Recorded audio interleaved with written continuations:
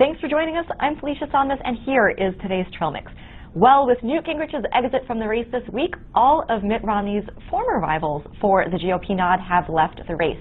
All that is except for one, and that is Ron Paul, of course, the Republican congressman from Texas, who is remaining in the race until, he says, the Tampa convention this summer.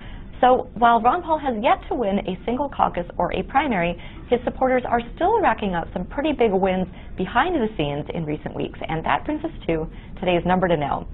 That number is 72. It is the percentage of the vote that Mitt Romney won in this year's Massachusetts Republican primary. Now, why is that important? Well, it was Mitt Romney's biggest win so far this year. But when it comes down to it, Ron Paul may actually end up winning the majority of the delegates coming out of Massachusetts.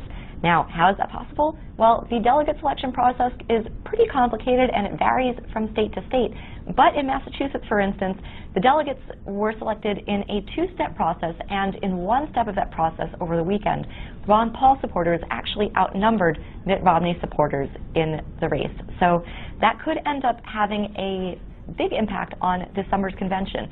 While all of the delegates from Massachusetts would have to end up voting for Mitt Romney according to the state rules, the Ron Paul delegates could still impact the National Party platform as well as cast their ballot for somebody different on the VP vote. So that's just one of the many ways that Ron Paul supporters could have an influence. They are also racking up wins in other states, including Iowa, Minnesota, Louisiana.